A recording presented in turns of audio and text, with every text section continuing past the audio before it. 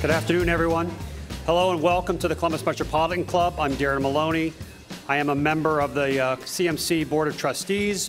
Great to see everyone here today. Thank you for coming. Today, our forum, The Future of Work, is sponsored by Dispatch Media Group and Columbus State Community College, represented here today by many of their guests and associates. Would you please help me and thank them?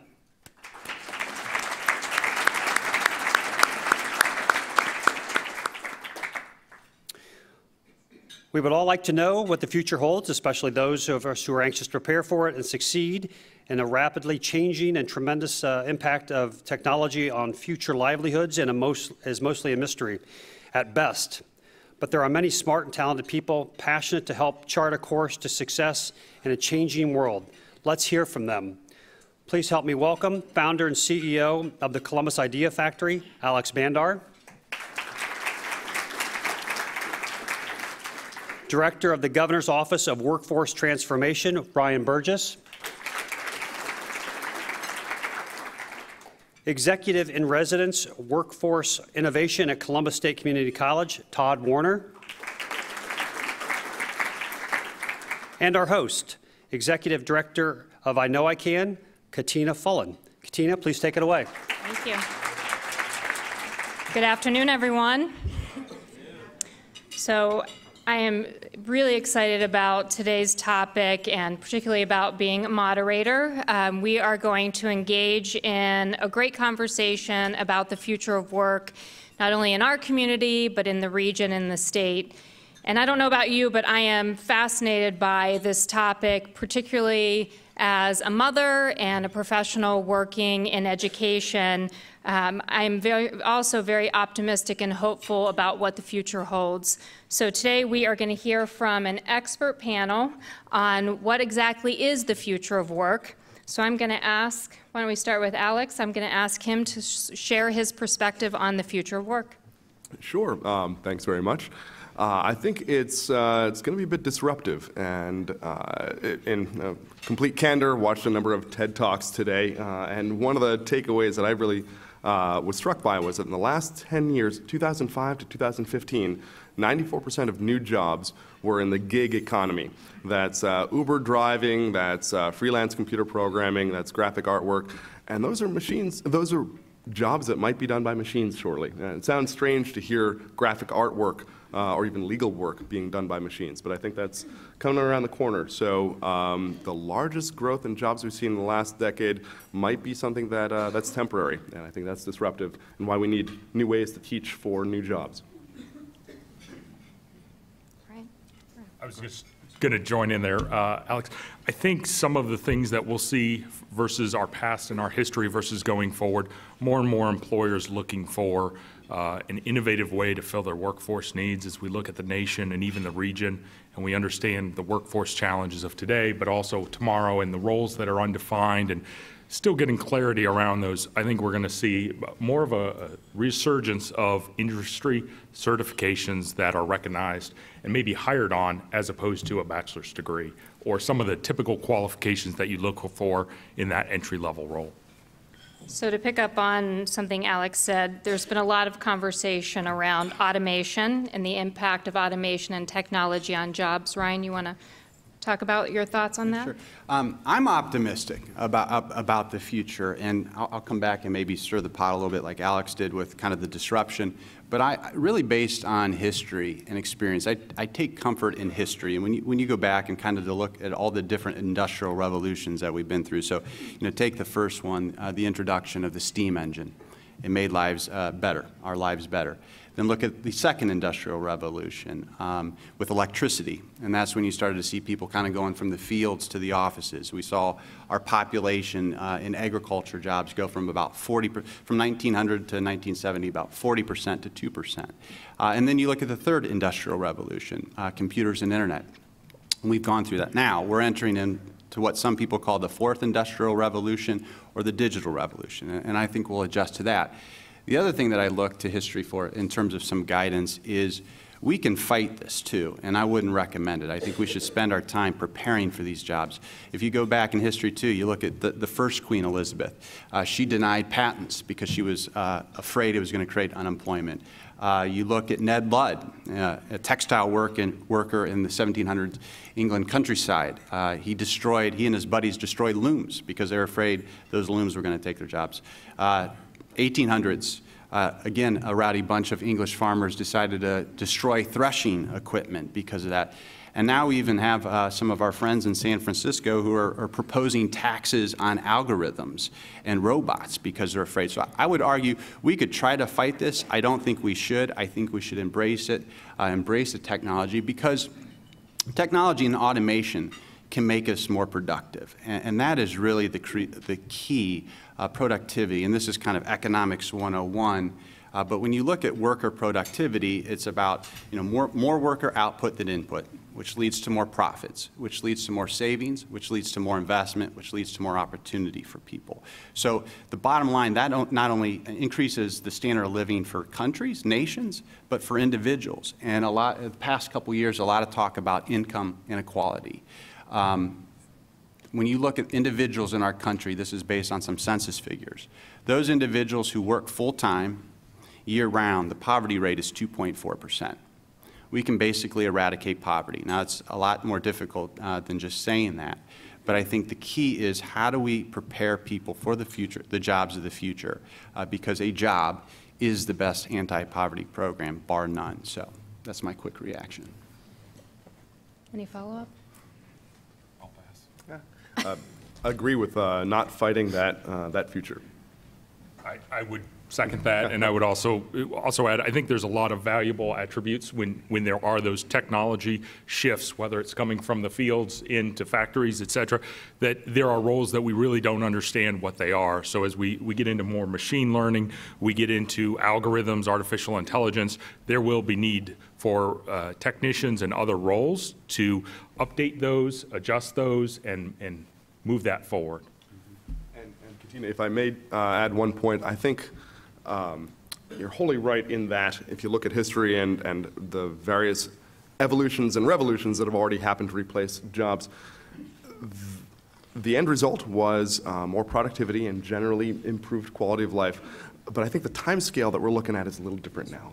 And so if you look at Tesla is planning to build all their cars, make them all self-driving. And in fact, I think most of them already can be. It's just an over-the-air Wi-Fi flip that will make them self-driving. And that might happen in 5 or 10 years. That's the largest employer around the world, people who drive cars. Largest employer in the Midwest, truck driving. And then this cascades. These cars don't get in accidents, so maybe the auto body collision industry is now impacted. Automotive insurance is impacted. If you have one car per 10 or 20 people, if they're always available at an app tap away, then maybe you don't need one car per 1.5 people in the suburbs. Now you don't need Detroit. And this happened in 10 years, not 100 years, where you went from 40% to 2% agrarian labor force. And that's why I think you need the very rapid reskilling, upskilling, educational programs that I'm sure we'll be talking about later today. And I'll kind of tag on to that and to kind of brag on the work that Alex is doing and why it's so important, is a part of what we're dealing with right now is maybe kind of human nature. We tend to look at the negatives, what's occurring, or the asymmetry of perceptions where we hear the story about a manufacturer, they shut their doors, and we hear about 100 people that lose their jobs. And clearly, devastating for those individuals. But what we don't hear about enough is the work somebody like Alex is doing, where he's working with 10 entrepreneurs who are probably going to hire 10 people. Now we've got 100 new jobs created. And so I think the challenge that those of us in policy and in government is how do we help those individuals kind of pivot when an industry goes away, those jobs go away, you need new skill sets. How do we make sure people can pivot to those new jobs? And maybe to stir the pot a little bit now, I always like to illustrate the changes that are coming with a 4-quadrant. And when you think about this, because every presentation has have a 4-quadrant, think of the vertical axes, kind of repetitive and non-repetitive tasks. And then on the horizontal you have cognitive and manual tasks. So think of the upper right-hand box, repetitive manual tasks. it brings to mind assembly line jobs. And we know what automation has done to those. But now think about our fast food industry. Kentucky Fried Chicken. They're actually testing facial recognition in their stores in China, where you're going to walk in, they're going to see who you are, they're going to have all your payment information stored. You're just going to say, give me a bucket of chicken, and that's all you're going to have to do, hit a screen and move on. Now think the left-hand box, those repetitive cognitive tasks. Think of call center employees. There's software out there now that can perform every function of call center employee, but do it in 20 different languages. But where it really starts to get interesting now is when you go to those non-repetitive tasks, and that's where machine learning and artificial intelligence is really starting to be disruptive. So think of a non-repetitive manual task. Paralegals, law firms are putting in software now that scans legal briefings and can develop a synopsis for attorneys. And then that final frontier, that box of cognitive, non-repetitive tasks. Think of surgeons. We're still better at using our hands than others, than robots are for now. But even that space is starting to be impacted. When you look at the most widely cited study around this, it was done a few years ago by a couple academics at Oxford University. And they identified 3 bottlenecks in terms of maybe slowing automation, keeping people in jobs that they have that are not as prone to automation. And those being social IQ, the ability for humans to work with each other, human creativity, the ability for humans to come up with new solutions to problems, and then finally autonomous manipulation, the ability for us to pick up objects with our hands and move them around. And when you look at those 3 bottlenecks, those are the type, when we start to think about the jobs of the future and how we can start to train people for those jobs, kind of keeping those ideas in mind, those concepts in mind. Sebastian Thrun, the founder of Udacity, he really thinks human creativity is going to be the difference in terms of people keeping their jobs and losing them to automation and technology. So along those lines, we have a statewide attainment goal. 65% of Ohioans between the ages of 25 and 64 will have a degree, certificate, or credential by 2025. So how are we making sure that our work to increase post-secondary attainment and the credentials that we're wanting people to earn are aligned with the jobs that are available or will be available given what we know or don't know about the future? Sorry. Come on, we've got the experts here. I'll jump on that first. So I would say at Columbus State, that's one of the things we pride ourselves on, really our industry and K-12 partnerships. Understanding that really, in my view, it's a supply and demand conversation. It's understanding what am I getting, what are the educational attainment goals of the individual students and where are their interests, where are they trying to get to, but also exposing them to work-based projects, understanding the workplace, getting them exposed quicker and sooner to what a career is and what it means to be in IT or in accounting or any one of these fields. But then it also, just as importantly, on the industry side, understanding what are the employers looking for, where do they see their roles going. Really part of my role at Columbus State is going out and becoming the voice of the employer and bringing that back to the college, understanding where they're going, whether it's with growth in their area or even pivoting and taking people in a field as broad as IT and saying, still need the same number of people, but I need them in different roles doing different things.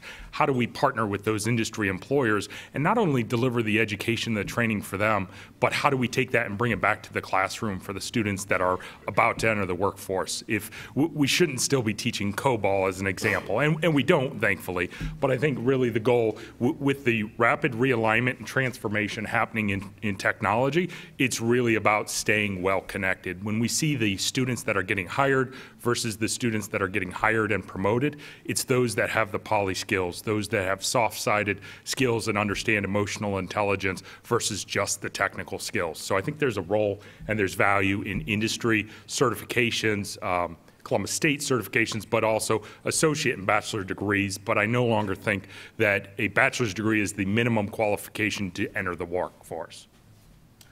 Yeah, one of the things I love about the Columbus Metropolitan Club is making new friends like Ryan and Todd at Katina and understanding that there are a lot of synergies here. one of the reasons I share Ryan's optimism for the future is that people now have opportunities to find if they have a passion for a particular career or job. And I love hearing that Columbus State is so agile in asking what do employers need, then how do we put certificate programs together to upskill folks to do those jobs. We're maybe one tier yet lower, where within a 3-hour class you can learn to weld and say, well, you can do an experience in welding. You're not going to be a certified welder, but see if you like it at all, if you have any talent or aptitude. Same thing with making a video game or making a piece of furniture or programming a little Bluetooth app. With information out there being free, I think YouTube is the world's university, and schools are still wrapping their heads around how to compete with broadly available, interesting to engage with media that teaches you valuable stuff. I think people now are empowered to find out if they like something, and then hopefully can connect with someone who might give them a few bucks to do it. So speaking of, how does the way we deliver education need to change in order to prepare for the future? And not only that, but how are we training or retraining educators so that they are prepared to get our students ready? Well, I'll piggyback on my own comment. I joke at the Idea Foundry, we've accidentally created a school where the answer to every question is Google it. And if that's the presumption that all information is a quick app tap away, then what do you teach? And I think it's not what you teach, it's how you teach. And I was impressed with Elon Musk asking a question, of course, founder of Tesla and SpaceX and SolarCity and PayPal. He said, why do people still teach math? Like, how many mathematicians are there in the world? What fraction of the labor force is there? He said, teach to solve a problem. If you're taking apart an engine, you get to learn how to use a wrench and a screwdriver, and you understand the value of that wrench and that screwdriver. But if you had a class on just how to use a wrench or what wrenches are, that'd be boring as heck. So equally, math is generally a tool for the other technology industries, whether it's computer programming or engineering. So don't teach the tool, teach to a problem. And I love hearing people now asking not what you want to be when you grow up, but what problems you want to solve. And then make people passionate about finding out what tools they need to attack those problems. I'll jump on that as well. So I think really you need to think about how education has been done and how we've gotten to where we are today, but also where we're going tomorrow, and understanding that degrees, educational attainment, it's not a terminal event that happens once and then you go use it for the next 30 years. It's really about, what do I need today? And so I need to use something with a wrench or a screwdriver. I go learn what those tools are, and then I go apply it. And I think the educational system needs to be better partnered with project-based learning. How do you take the things you're learning in the classroom and do things with it, whether it's in the classroom or out at employers, understanding how they're using it. And being able to put those two things together really solidifies it, number one, but it also gives them a flavor for, do I like it, do I want to do that, or do I want to do something different?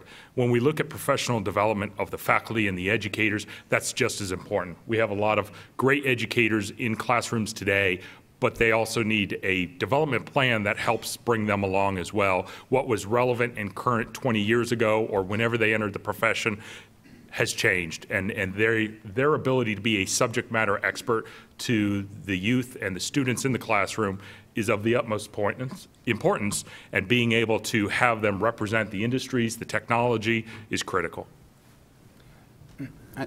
With regard to education, maybe starting with secondary and post-secondary education first, one of the overarching themes of our initiatives that the governor has put in place and that we've been working on is how do we better align business and education? And Todd kind of already spoke to this. One of the questions I get along the way is, if we don't know what the jobs of the future are going to be, how do we educate to them? How do we train for them? And I'm still trying to come up with a good answer to that. But what I do know is, when we get business leaders and education leaders in a room, you can start to hedge against some of that risk.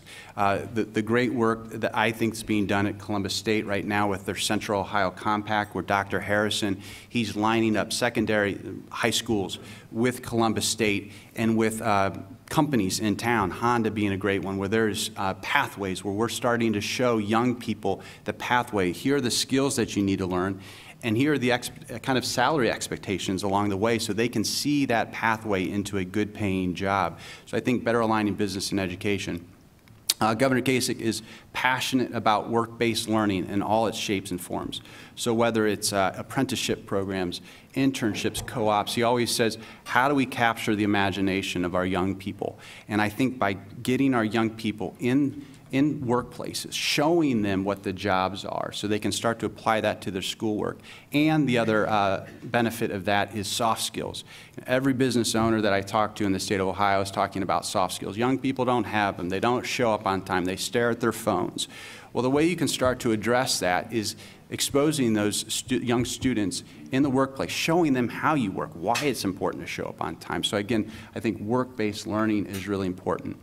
And then into the adult space, and Katina, you kind of talked about the attainment goal that we have, where we want to have adult Ohioans by 2025, 65% of them have some form of post-secondary degree or credential. Demographically speaking, we cannot hit that goal unless we address the adult population in Ohio that does not have a high school degree. We roughly have about 700,000 adults in our state that do not have a high school degree. We have to reach them and not only help them get their high school equivalency, but even better if we can arm them with an industry-recognized credential. And then in terms of retraining, knowing that it's going to be bumpy, knowing that people are going to have to move from one job to another. Education in the workforce system, we simply have to become more nimble and agile. And right now, those are two systems that I would not call nimble and agile. So how can we help that individual, that adult, who he or she loses their job, no fault of their own, the industry just went away, their job went away. The governor always kind of puts it in, what are we doing for that 55-year-old? They've been in their job for 18 years, and then they lose their job. What do you do now? And I think one of the things that and what's so important about that too, is we cannot let people become long-term unemployed. It's a double whammy when that happens. It's almost like your team's about to score a touchdown, you're on the 1-yard line, and your quarterback throws a pick six. Not only did you not get that 7 points touchdown, the other team scored 7 points. It's a 14-point turnaround. So when you have an adult out of work for a long period of time, not only are they they're relying upon public assistance, but they're also not generating an income which allows them to consume, which allows us to grow aggregate demand. So we have to get to those adults quicker, and I think the key to that is maybe using data. I think you're going to see more and more, and there's a lot of firms out there doing cool work now, where they're taking data, and it might get a little creepy for some folks in terms of everything that you're doing on social media. How do we take that digital footprint and do a better job of assessing your passions and your skills and using that to better align to jobs? We live in this matching society where we can match you to everything. Netflix, we know what movies you like. Amazon will suggest what books you should read. Dating sites. We're better at connecting people to their life partners using data than we are using data to connect people to jobs. So how can we use data to more preemptively find those adults, help them retrain and move into a new job? I look forward to being career matched to being a spy that plays Angry Birds.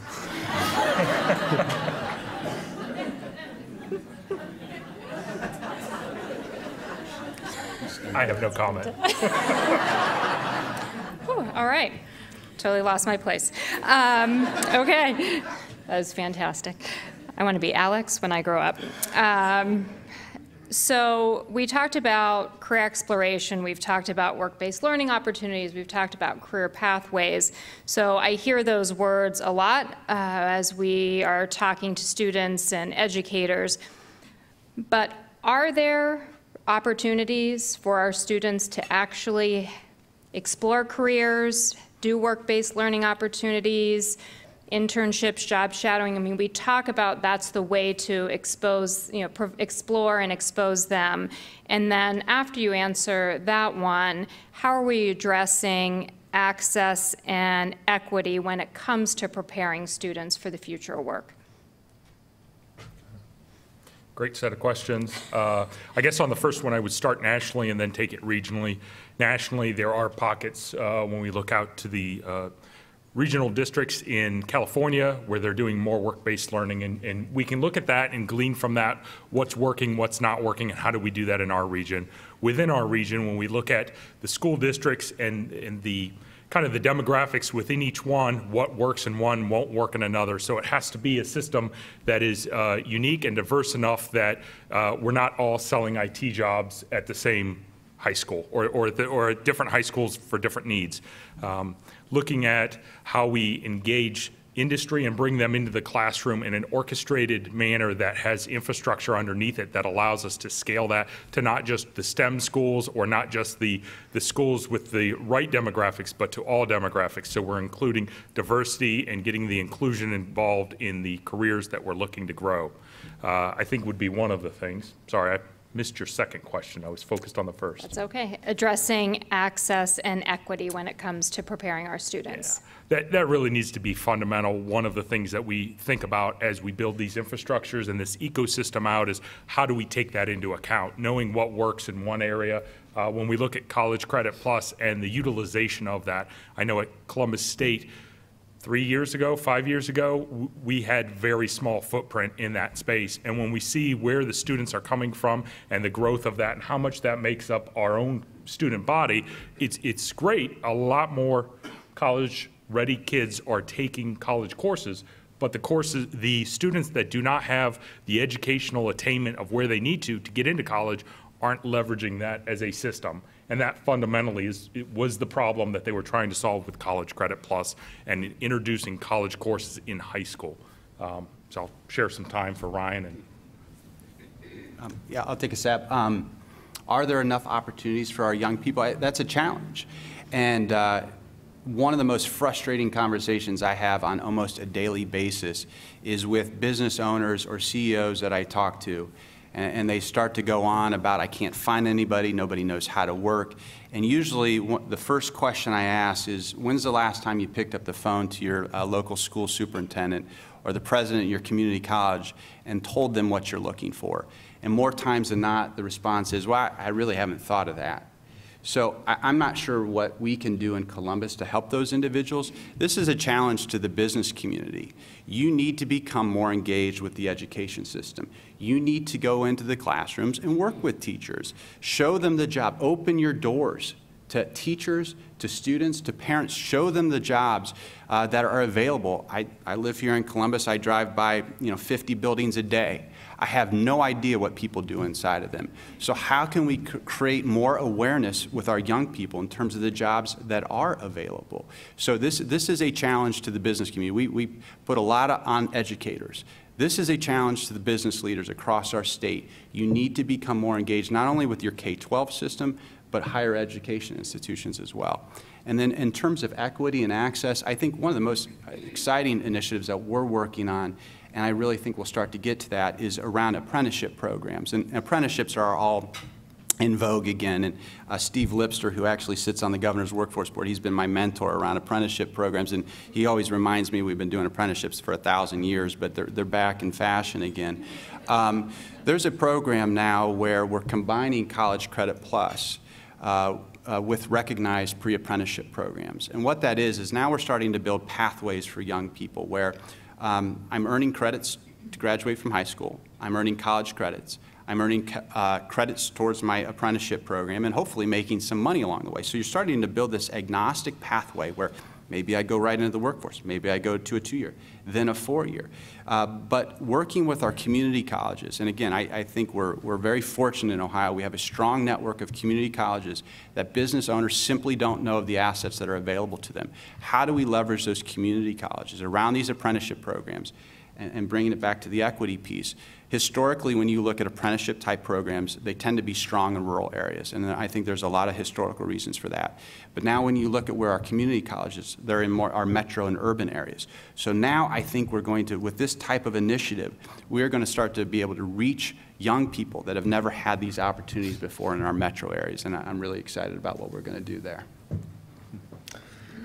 Yeah, regarding internships or apprenticeships. We have one full-time staff person at the Idea Foundry who manages about 30 interns who help us. They're high school students, they're college students, they're adults, and many of them come in and help push a broom, help empty the sawdust in the table saw, and then take classes, and then make projects, and then eventually start teaching classes themselves. So we've seen this cycle go where people come in with zero skills and are now contributing to our ecosystem. And I'll tell you why I think it is so important to broaden access. We've heard the phrase wealth inequality, a giant threat to, frankly, American democracy. There was a great article a couple days ago in the New York Times about the lost Einsteins. I don't know if anybody read it, where they did some really great data analysis on the number of patents developed per 1,000 students across the US and who those students are and where do they live. And it turns out they have to do pretty well at math, and then they have to be pretty well to do. But there are plenty of folks who are pretty good at math, but aren't very well off. And those folks represent a deep pool of people who might become the next Einsteins and the next innovators. And that represents greater than 95%, I think the number was 2% or so of people who are good at math and in well-to-do suburbs, as it were. But that there's this vast pool of people that if we can provide greater access to, represent the next innovation and the next entrepreneur and the next startup that grows into one of these skyscrapers across the river. Ryan, I'd like to take a little bit off of your point, which was really building pathways and having apprenticeship programs and that thing. One of the things that Columbus State has done really well, but it wasn't Columbus State, it was industry that led this. And so we've got a great partnership with Honda, and they had a need for a specific discipline. Before this started, they didn't have a pathway for someone with an associate's degree to go be a service technician. But Columbus State had an electromechanical technician program, so a two-year program that teaches you how to work on the robots that build the cars effectively. So you think about these two things, they both existed, but there wasn't a pathway between them. And Honda, with their strategic vision as they looked at their talent pipeline, understood that they're having people retire. The technology, the job itself is changing and evolving. There's a bit of networking. It's not so much turning a wrench as it is getting on a keyboard and understanding what needs to be modified with this. So this started approximately 5 years ago, and it was really, how do we take our curriculum and map it towards what your needs are? And so that required flexibility on the educator's part. So Columbus State said, okay, so not all of these courses are needed up front, but what is? Let's get them that, and then let's build a work model where they're going out and they're working. So that effectively a student, we started in high school with tours, awareness, and because of the Honda recognition, right, it wasn't just Honda, it was the manufacturing industry, which is very large in Central Ohio. How do we grow this beyond just one employer? So I'm happy to say 5 years later, we have over 20 employers that are part of this, and it allows a student coming out of high school to go to class two semesters, work over summer, and then their third and fourth semester get paid $15 to $20 an hour depending on the employer, go to school 3 days a week, or rather work 3 days a week and go to class 2 days a week, which requires from an institution's perspective the ability to flex and modify, okay, what courses need to be offered on what day, what children or what students need to be in those courses so that they can make their commitment to the employer, and then also checking in and making sure the employer has job shadowing so that there's an awareness of, okay, where am I supposed to be going when they're placed, what's the mentorship model look like? It's not just cheap labor, it's really investing in these kids. And these kids may not actually take a job there. Some of them will interview at other employers, and that's okay. It's about rising the tide so that all boats rise in this area. And it's an area where Honda really took a leadership and said, I'm doing this for the industry, not for my own individual needs. Obviously, if I can benefit, that's great. And so having more employers that look at these opportunities to be innovative, creative, partnering with public and private institutions to develop a talent pipeline is really where it'll be going. So we are going to move to audience questions in just a moment. So if you have one, please step up to the microphone. It's right over here by Andy and the CMC sign. So one last question. Wow. I don't know if that's good. Okay. No pressure to this panel, but thank you for taking the pressure off of me. So one last question for our panel. And I encourage you to listen because you are going to be quizzed on this last one. All right, so it's clear that current and future jobs will continue to evolve. We've heard that from our experts. What should all of us in this room be thinking about and doing to prepare for these changes? How about you, Brian? Yeah, I'll start with a couple thoughts. From again, a policy perspective, I think some of the things that we need to start thinking more about is Alex referenced the gig economy. So let's just assume that jobs, companies are going to change. They're no longer going to be kind of hubs of jobs, but become platforms of jobs, kind of the Uber model or Airbnb. So now you have this model where I don't really work for them. They really don't hire me. They don't really fire me. So we need to start thinking about kind of an innovative safety net, unemployment insurance, or workers' comp, or health benefits, recognizing that employment, the way we work, is going to look different. So how do we develop kind of that innovative safety net for those individuals, knowing that there's going to be disruption? Because again, I guess going back to history, in the 40s when FDR was trying to stave off inflation, he decided he's going to cap salaries and wages. So what did the dynamic marketplace do? They said, well, if we can't pay you more, we'll start to give you health benefits. So since then, we've coupled health benefits with employment. So now, because of this kind of gig economy, are we going to have to start to maybe decouple benefits from employment? I'm not sure, but I think those are the things that we need to be thinking about. And then one more, everybody wants to talk about the skills mismatch. Another big barrier that we face is, I guess what I call a geographic mismatch or a spatial mismatch, meaning where the jobs are versus where the people are who need those jobs. All the exciting work that's happening around autonomous technology, how can we use that to help get people to a job that might be a barrier for them? I would maybe jump in here and just say, if you're in a role today and you're looking at how is this going to last in the next 5, 10, 20 years, and you have concerns given what you've heard today or what you've been reading, education shouldn't be just an attainment and you're done with it. It should be a lifelong event, and it should be baked in what we do, whether that's picking up a paper or a Twitter feed and following news, or just understanding what's happening in your respective industries. And so I think that's fundamentally, that is one of the challenges that we have, is a lot of people have the mindset that I got my education, I've got my job, I'm set for life. And there's really no guarantees in life. And so being able to be agile, nimble, stay connected with where things are going, and always be educating is part of the answer. Yeah, agree with everything that's already been said, and I might also add, don't understate your capacity to be an informed and engaged citizen. Don't undervalue your own value. If not everyone, as robots take our jobs and the world is disrupted, not everyone's going to become an autonomous drone programmer, but to Ryan's point about the non-repetitive cognitive tasks, like we can all be artisans, hobbyists, enthusiasts. We all have a perspective. Social media allows us a two-way communication platform now. Just being someone who reviews restaurants in your local city is now a job, a pretty decent paying job. So find ways to bring value that a machine won't. And that is the social side, it's the creative side, and it can be fun too. And if you haven't been to the Idea Foundry or looked at the 50 classes a month that they offer, you should check out the website, because those ideas are all there. You can pretty much do anything that you've ever desired or thought about or haven't thought about. So it's the CMC's tradition to take questions from the audience, so please state your name and ask your question. And I'm going to start with President Paul.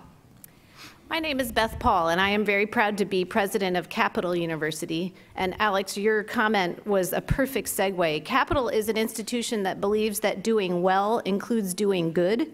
And we very much believe that a central part of what we all are here for as humans is to have quality of life for all and to build social fabric together. So I appreciated your observation, because I think one of the things I've been obsessed with this conversation about the future of work. As an educator, we all need to be. And I'm really proud to be in a city that has the full array of higher education institutions so that every student has a pathway to success. One of the things that's exciting to me about the future of work conversation that I don't think we talk enough about is with productivity. You observe that we're going to increase productivity so much. For what purpose?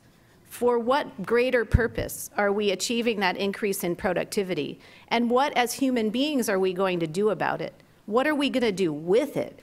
So one of the perspectives in future of work is that it frees up humans to use ourselves in different and better and more exciting ways.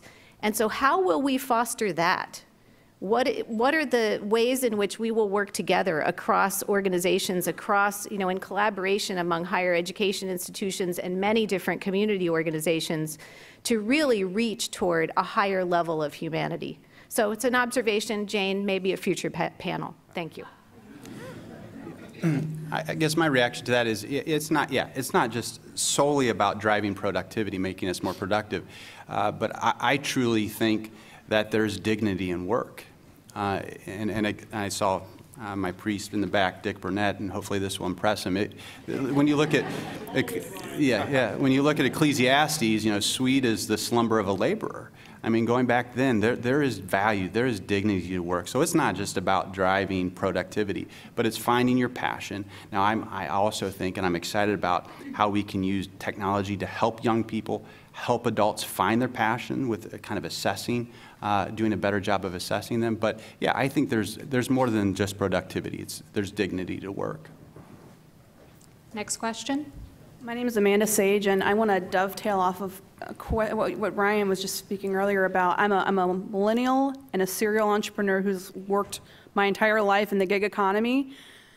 Do you feel like our country is catching up with the fact that the majority of my generation doesn't want a 40-hour work week, and the fact that we don't have the social safety net or many of the other safety nets behind us to be able to be productive, working 1 or 2 or 3 side hustles, make a good money, but still can't get insurance or have, the other things supporting us that people who work a traditional 40-hour work week do have?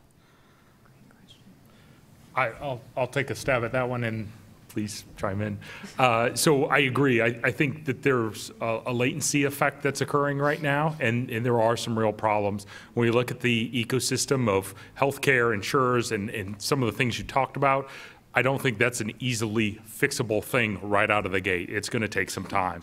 When we look at the innovation, though, and we look at companies that are doing well, Amazon has made a business around being user-focused, making it all about the user. How do I make it as easy as possible? And as more and more innovators like yourself, entrepreneurs realize there's an opportunity here, I just have to develop it and create it, and it'll take off. I think there will be a solution there. Yeah, and just to piggyback too, I agree it's challenging, and many of the members at the Idea Foundry are exactly in your shoes, hustling and have some uncertainty. I'd say find more of those folks and hang out with them, and these communities, self-supporting communities, I've seen emerge that bring value, maybe not quite the safety nets that we're still looking to evolve, but at least some comfort and some networking. Hi, David Chesbrough, President Emeritus at COSI, and we had a great partnership with Honda at the end of my tenure as part of your overall strategy as a company. But you mentioned the word ecosystem. You've talked around it, you've implied it, but what does this do to our traditional college and university system? There's that big school up north on the Olentangy that just keeps expanding in all directions. You look at the skill sets, you look at the costs, you look at the overhead. Does it blow up that system with the implication of what you're talking about? So I think that this is a complex problem. There's not one solution for everybody. While I'm very, very happy with Columbus State and what we've done and where we're going with our strategy and our vision, I recognize Columbus State or community colleges as a whole aren't the single answer. There's a reason that Capital and other institutions exist, and yeah, I still think that there's a role for them to play. But you do have to question how things are unfolding and how nimble organizations can be.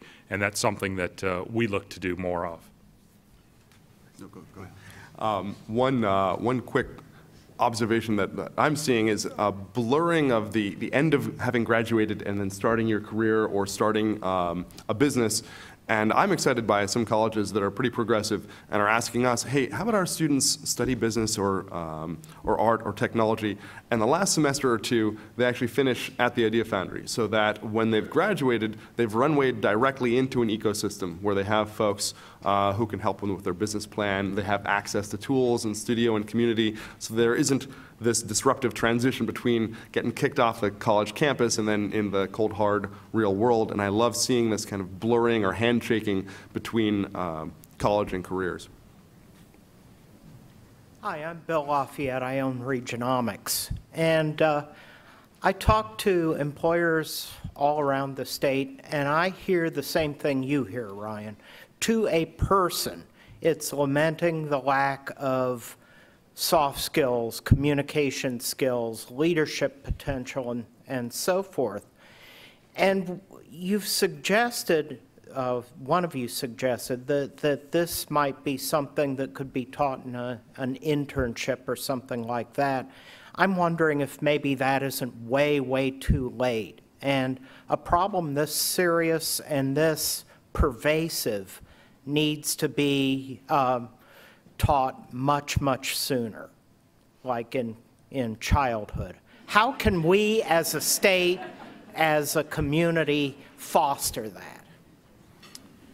No, couldn't agree more, Bill. And I think the governor's been very, very clear. He would like to see career counseling going earlier and earlier in the education system. And there's a number of things we've put in place, be it career connections, mentoring, I think, is another place where, again, this is a challenge to the business community. Do you mentor? Do you mentor a young person? Community Connectors is a program that the state put in place to kind of facilitate that between the business, education, nonprofits, going in and sitting down with young people and talking, and again, capturing their imagination about the jobs that are available. So I agree that the earlier we can start these conversations, the better. And then we've seen educators and students go on site. So even with young people, their field trips, you know, maybe you take them up to see Honda. There's all these misconceptions about manufacturing that are out there. Everybody thinks they're dark and dingy jobs, and then you go up and see Honda, and their floors, I bet, are probably cleaner than your office floor. So how can we kind of start to change those stigmas with that kind of activity too? So I would just like to respond on that as well. So Bill, one of the things that Columbus State did just this fall was an educator bus tour, taking them out to actually Honda, Cardinal, and several other employers so that they understand what's the status of work. To your broader question, which is this is an epidemic, this is an issue, should we be doing something more given the pervasiveness of it? And I would say yes. However, I think you have to start small, think big, and scale fast. And that's really some of the fundamental paramounts we have at Columbus State is, okay, let's prove the system. Let's see what's working and what's not. When we look across not just the region, but the nation, it's something everyone is struggling with. It's something every state is looking at. How do we do it better? So moving Central Ohio to be the forefront of that is something I'm passionate about, but it's also something you need to do in steps. Next question. Hello, Lisa Pat McDaniel, Workforce Development Board. I just liked it here so much at the beginning, I thought I'd come back. My question is, Ryan, I was so thrilled standing here to hear you say the words, the dignity of work.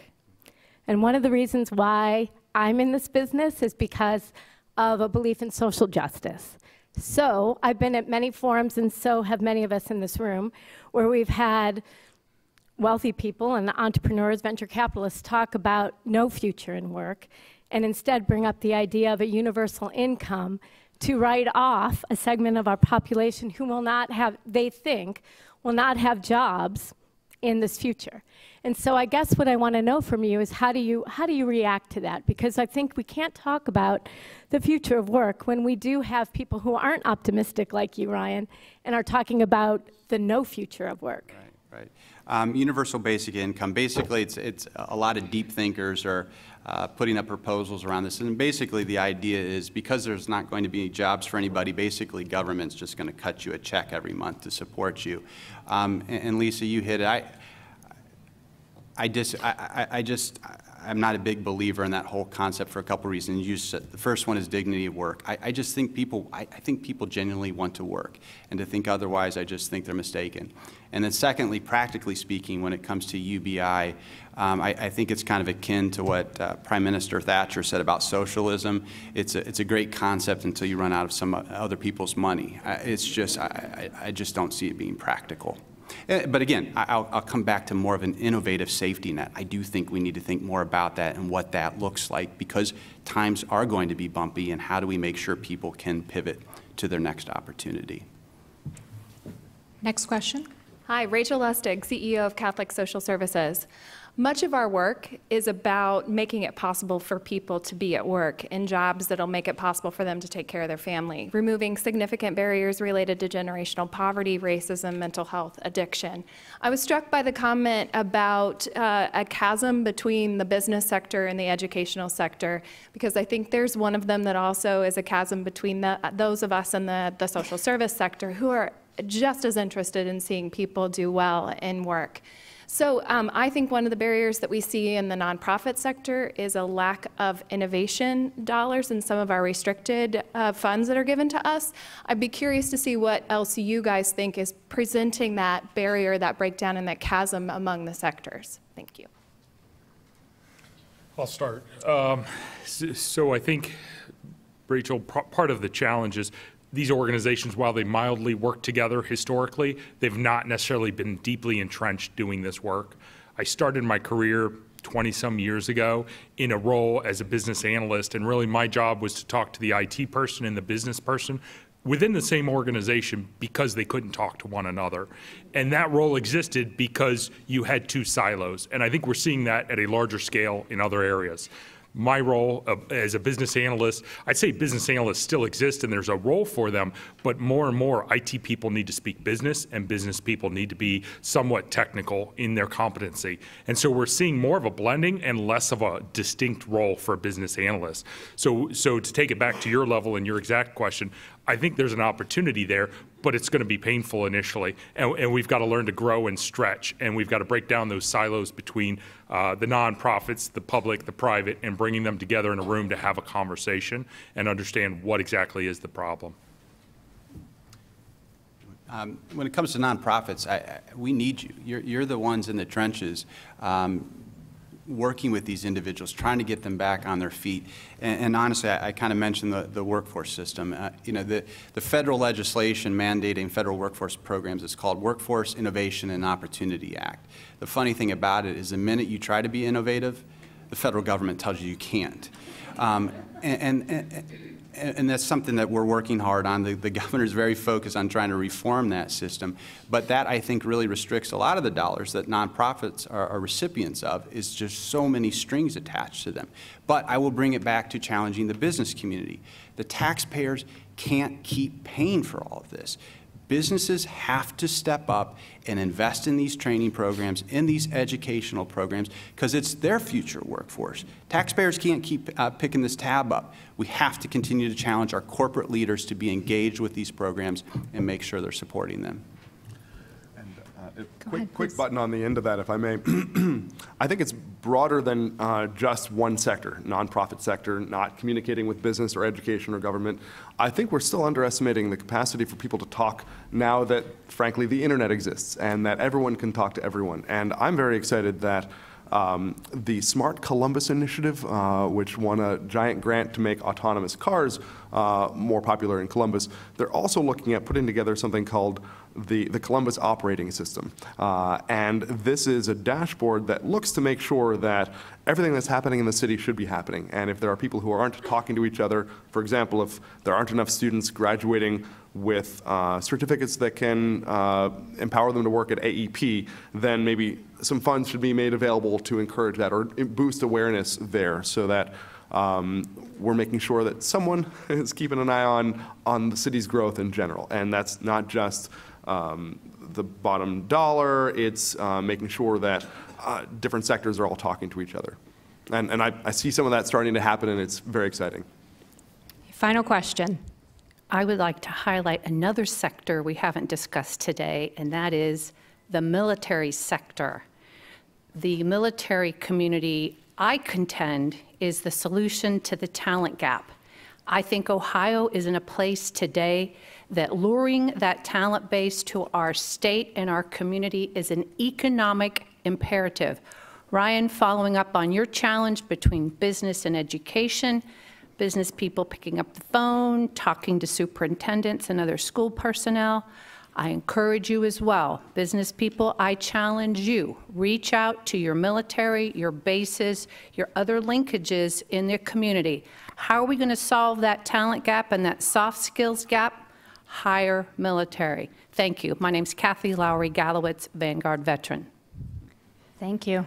Sorry, but I got to add to that. There's an organization called Recruit Military in Cincinnati. They have on their rolls 1.2 million ex-military personnel. 40% of them were ex-technicians. I spent 10 years in the Navy. I was in nuclear operations. I trained reactor operators, engine room operators for nuclear submarines. You want to look for some people that have high-tech experience? Military people. They have shown that they can do the education and perform. They're in Cincinnati. Sorry, thank you. We've got to wrap up. Thank you for that. Darren, pass it off to you. You can view and share today's forum and all of our forums on CTV, Columbus Television, on WSU, and PBS affiliates statewide through the Ohio channel and anytime on CMC's website via YouTube. Thanks again to our sponsors today, Dispatch Media Group and Columbus State Community College, and to our speakers, Alex Bandar, Ryan Burgess, Todd Warner, and Katina Fullen. And thank you to all of you for being here. Have a good day.